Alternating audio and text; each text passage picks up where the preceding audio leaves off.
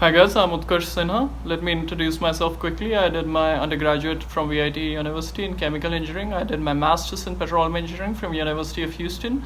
I'm working currently for a R&D lab that develops technology to boost production in oil and gas reservoirs from the wells. And I'm a production engineer. I've been working since January there. That's called Hyco Technologies, the name of the company. And besides that, I worked on my master's thesis with my professor, which was related to reservoir thermodynamics, the PVT of reservoir, and we've published a paper in some of the leading journals, and also I've been invited to join International Journal of Petroleum Science Engineering as one of the technical editors. So let's go with the questions. First question that Nistha asked me was that how did I approach my professor? So I took some of the liberties and benefits of being in a undergrad school, that I had access to some of the journals in my library. I went there. First thing first, I attended the class of that professor in my third semester. I tried to do well in that class, scored good grade, developed good rapport with the professor, discussed whatever doubts I have, whatever ideas I had. Then I went to Science Direct on the library side. I searched for the recent publication, tried to understand whatever little I could, because it was just my fourth semester. I'm not super smart. So I did that. I approached that professor, told that I've done my homework, I read so and so papers. I think this area intrigues me more than others. So she know that I've done my homework. I've read well. I've done the literature survey, first step of the literature survey already before approaching it. So this is a matured way of approaching the professor. If you approach a professor this way, she's gonna like it. And in grad school, this is 101. You can't just go blank and say, I'm interested to work with you because I scored so and so grade and you do a good research, so I want to work with you. So the second question is how to approach a professor. So I think I've given you how to approach a professor within your university. Take his class, take her class, score good, develop good rapport, read some of his papers, think of it, try to understand whatever little you could, and then then approach her for work. Don't just go blank. Yeah, it's a 101 in grad school, especially if you're doing a master's. It's expected from you.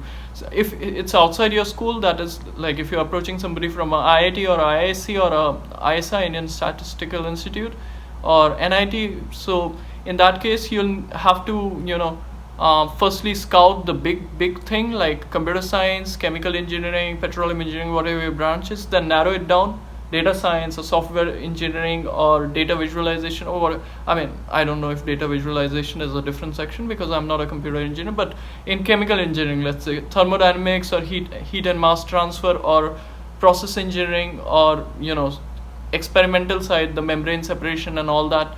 So do that. Narrow down your interests, then scout the professors in those areas, see what exact topic they're working on currently, then try to align your previous work that you have done in your school, your subjects, the special subjects that you took, try to align that with their with what they're working on. Try to develop a connection, and if you're able to, I think it works well, because I myself interned at IIT Delhi, and this is how I wrote the cover letter. These are my skill sets, this is my past research experience, this is what intrigued me in your research, this is what I like about your research, this is how I can contribute from my previous experiences and skill sets. So I developed a connection between the two. So yeah, this is how you should write a cover letter, attach your resume, and yeah, that should be good. So the third question was, what are the important tips related to writing a research paper? Firstly, it should be technical, and it should be reviewed by your advisor, and he should give a green flag on it. So that is very important. It should be technically sound, and it's a 101, I guess. And secondly, this could be a info session or AMA in itself, how to write a research paper, but what I could tell from now is your research paper is solution to a problem. So in introduction, firstly you should write the problem clearly. What are the challenges, why you came up with the solution, what was the problem, and how significantly you can improve the solution from the previous methods that were proposed. Let's say you're making a predictive analysis. So earlier the accuracy was up to 15%. I mean the absolute error used to be 15%. You dropped it down to 7%. So you made a 7% impact. You're 93% accurate now. And how does that 93% accuracy matter to this thing. To many things, even if you're 85% accurate, that works because it wouldn't change anything. But in some things, it can change the budget or the energy consumption or anything substantially. So you need to write, you need to mention that. So said that about technical section. Clerically, few important things that I would like to mention. Keep your picture in line with text, not in front of text, because it doesn't jump pages when you edit something. It gets stuck between two pages. That's not done. Edit captions to label the pictures and the tables. Table label above the table, picture level below the picture, below the figure. Go to cross-reference, reference your pictures and tables in the text, so that if I click the, let's say in text I click figure 17, I reach figure 17. Very important. References in alphabetical order. Go to Google Scholar, see how to reference, choose the style which is appropriate, use the terminologies and symbols which is specified by IEEE or whatever journal you are using. They mention what symbols are used for what. Don't invent yourself. Don't assign any symbol until it's very important.